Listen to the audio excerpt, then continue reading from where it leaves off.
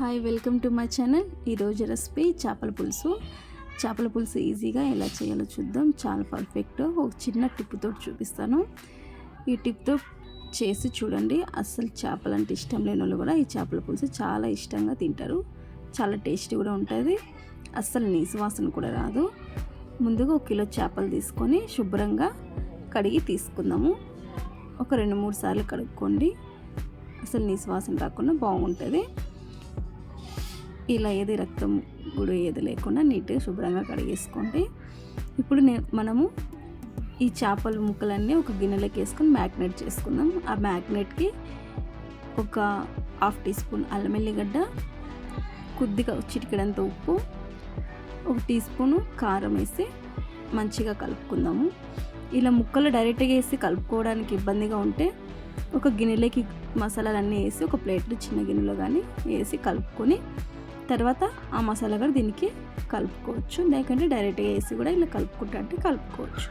ఎందుకంటే ఈ కలిపేటప్పుడు చేతికి ముళ్ళు గుచ్చుకుంటుందని అలా చెప్తున్నాను. మేము డైరెక్ట్గా కలుపుకుంటామంటే ఇలా కూడా కలుపుకొని ఒక 10 నిమిషాల పాటు నానబెట్టుకుందాం. ఇప్పుడు చింతపండు ఒక 2 నిమ్మకాయ సైజులంత చింతపండు తీసుకొని కడిగి శుభ్రంగా ఇలా వాటర్ పోసి ఒక 10 నిమిషాల పాటు నానబెట్టుకుందాం. ఇప్పుడు మనం మసాలా రెడీ చేసుకుందాం.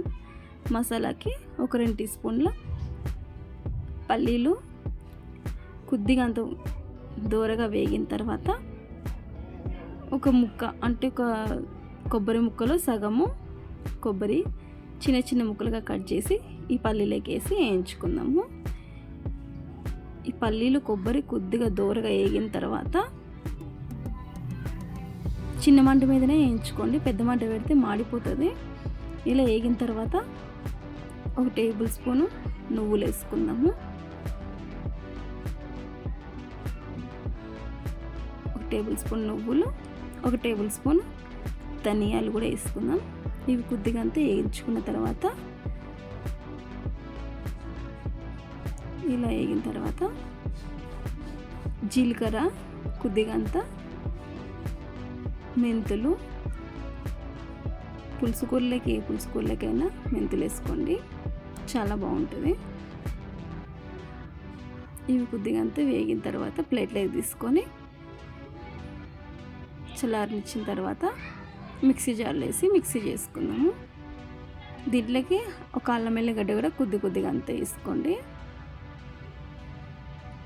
వేసుకొని కొద్దిగా అంతా ఒకసారి గ్రైండ్ చేసిన తర్వాత వాటర్ వేసుకోండి.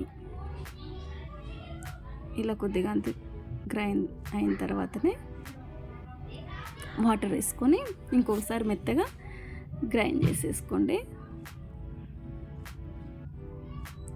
ఇలా మెత్తగా చేసుకోండి పేస్ట్. మసాలా పేస్ట్ రెడీ అయింది కదా.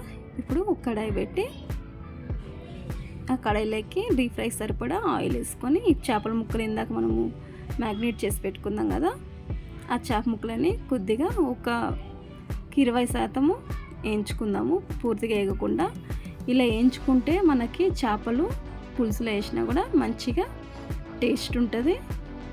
అసలు చేపలు లోపల తెల్లగా ఉడకకుండా అట్లుంటుంది కదా. మామూలుగా పులుసులో అయితే ఇలా చేసుకుంటే కదా చాలా బాగుంటుంది. తినేటప్పుడు కూడా అసలు మనకి నీసు వాసన రాకుండా చాలా బాగుంటాయి ముక్కలు. ఇలాగే అన్ని ముక్కలు ఫ్రై చేసుకొని ఒక ప్లేట్లోకి తీసుకుందాం. ఇప్పుడు ఇంకో కడాయిలోకి పోపుకి సరిపడా ఆయిల్ వేసుకొని, ఆయిల్ ఇందాక మనము చేపలు వేయించుకున్నాం కదా అదే ఆయిల్ వేసుకోండి. మళ్ళీ అది వేస్ట్ అయిపోతుంది కదా. ఈ చేపల పులుసులోకి వేసుకుంటే బాగానే ఉంటుంది. కడాయిలోకి ఆవాలు, జీలకర్ర, కొద్దిగా అంత మినపప్పు, ఎండుమిర్చి వేసుకొని ఇవి కొద్దిగా వేగిన తర్వాత కట్ చేసి పెట్టుకున్న ఉల్లిగడ్డలు, ఒక ఉల్లిగడ్డ, పచ్చిమిర్చి, కరివేపాకు రెమ్మలు ఒక 2 రెమ్మలు ఇలా కట్ చేసి వేసుకుంటున్నాను నేను. కాడలతోటి నాకు ఇష్టము.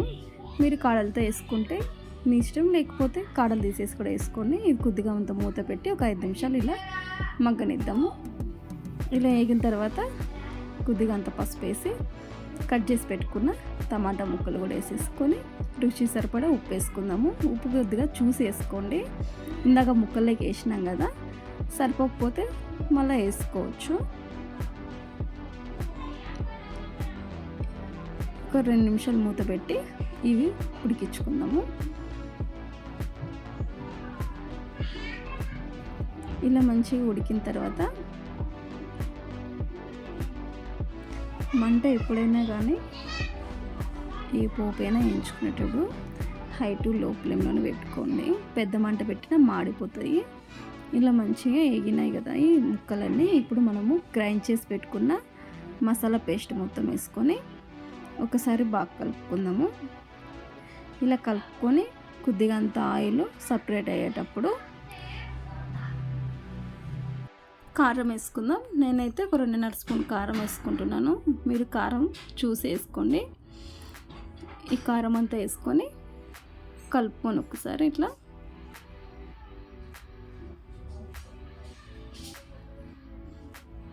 మొత్తం ఇలా కారం మొత్తం మసాలాలు కలిసిన తర్వాత చింతపండు గుజ్జు తీసుకొని నీట్గా చింతపండు గుజ్జు పోసుకుందాము. ఇది వాటర్ చూసేసుకోండి. ఇప్పుడు కొద్దిగా అంత టేస్ట్ చూసుకొని ఇప్పుడు ఉప్పు కానీ కారం కానీ చింతపులుసు పట్టేటట్టుగా అంటే ఇప్పుడు వేసుకోండి. ఈ మాత్రం అయితే వాటర్ ఉండనే, ఎక్కువ చిక్కగా లేకుండా పలుచగా లేకుండా ఈ మాత్రం వేసుకొని మూత పెట్టుకొని ఒక 5 నిమిషాలు మసాలా పెట్టుకుందాం పులుసు. ఇలా మసిలేటప్పుడు కొద్దిగా అంతా కొత్తిమీర కడిగి చిన్న చిన్న ముక్కలుగా కట్ చేసుకొని ఈ పులుసులోకి కొత్తిమీర వేసుకుందాము. కొత్తిమీర వేసుకొని ఇందాక మనము ఫ్రై చేసి పెట్టుకున్న చేప ముక్కలు ఉన్నాయి కదా, ఆ చేప ముక్కలు కూడా ఈ పులుసులోకి వేసుకొని ఇంకొక 2 నిమిషాల పాటు ఉడకబెట్టుకుంటే చేపల పులుసు రెడీ అండి. ఇలా ఒకసారి ట్రై చేయండి. నచ్చితే లైక్ చేసి మన ఛానల్ సబ్స్క్రైబ్ చేసుకోండి. ఇలా ముక్కలు ఎక్కువ కలపకుండా గట్టిగా మెల్లగా కిందకెళ్ళి ఇలా కలుపుకోండి. గట్టిగా కలిపినామంటే అవి ముక్కలన్నీ ఇరిగిపోయి తినడానికి టేస్ట్ బాగుండవు. ఇలా ఒకసారి కలుపుకొని మూత పెట్టి ఇంకో 2 నిమిషాలు ఉడకబెట్టుకుంటే చేపల పులుసు రెడీ. చూసారా, పులుసు కూడా అంత దగ్గర పడ్డది. మీకు ఇంకా గ్రేవీ ఎక్కువ కావాలంటే మసాలాలు కొద్దిగా ఎక్కువ గ్రైండ్ చేసుకొని మసాలాలు వేసుకోండి.